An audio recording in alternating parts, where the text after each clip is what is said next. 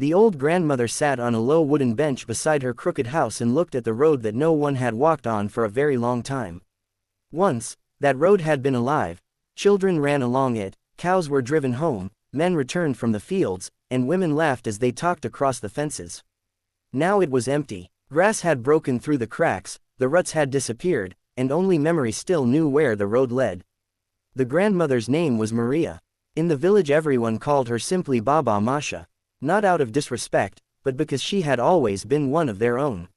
She had lived in this village her entire life.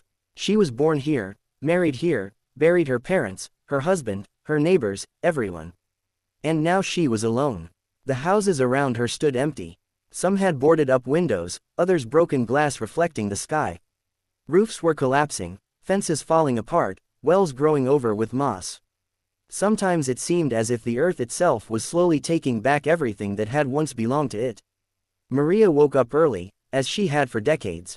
Even when there was no longer any need to rise for cows or fieldwork, her body still woke with the first roosters, though there were no roosters left anymore. She went out into the yard and swept the ground with an old broom, as if she were expecting guests. Then she walked to the well, slowly, leaning on a stick. The bucket felt heavy, her hands trembled, but she never allowed herself to ask for help. There was no one to ask. Sometimes she spoke out loud. To the house, to the trees, to the silence. Not because she had lost her mind, but because the silence was too loud. In that silence she heard the footsteps of the past, children's laughter, her husband's voice, songs during holidays, the clinking of glasses at weddings. Her husband, Ivan, had died many years ago. First, the children left. Her son went to the city for work and never came back, not because he didn't want to, but because life carried him away. Later, he died. Her daughter got married and moved far away. She wrote letters at first, then less and less often, and eventually stopped altogether. Maria held no anger. She understood. Everyone has their own life. But understanding did not keep her warm at night. Winter was the hardest. Snow buried the road so completely that it felt as if the village had never existed at all. She prepared firewood in the autumn, but carrying it became harder every year. The stove crackled, the house warmed slowly, and the cold still crept under her clothes. Sometimes Maria sat wrapped in an old shawl, looking at a photograph on the wall, faded, with a crack running through the middle. In it, she and Ivan were young, smiling, not yet knowing how much they would lose. In spring, the village came briefly back to life. Birds returned, the grass turned bright green, apple trees blossomed. Maria went out into the garden and cried. Not from joy and not from sorrow, but from everything at once. Because this beauty was needed by no one. There was no one to say, "Look how beautiful it is." No one to give an apple picked from the tree. Sometimes rare visitors came to the village, hunters or people searching for abandoned places. They looked at Maria with surprise, as if she were a ghost. They asked why she didn't leave. She answered simply, "Where would I go?" This was her life. In the city she would be a stranger. Here, every crack in the wall was familiar. One autumn, a long, cold rain began to fall. Maria hadn't managed to fix the roof, the slate had completely worn through. Water dripped into a bucket she placed in the middle of the room. Drip, drip, drip. The sound reminded her of a clock counting down the time she had left. She sat on the bed, watching the bucket fill drop by drop, and suddenly she cried, quietly, without sobbing. Tears ran down her wrinkled cheeks, mixing with the rain. She remembered how this room had once been full of people. How children slept here, how guests laughed, how Ivan fixed a stool and complained that the nails were bad. All of it was gone. Only she remained. That winter, Maria became seriously ill.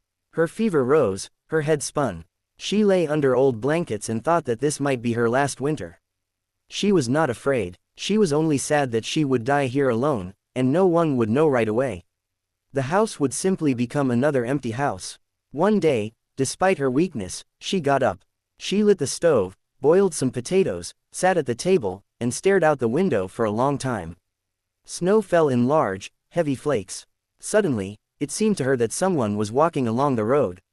She rubbed her eyes. No, it wasn't her imagination. A person, young. He came up to the house and knocked. Maria didn't open right away. Not because she was afraid, but because she didn't believe it. When she finally opened the door, the young man looked embarrassed.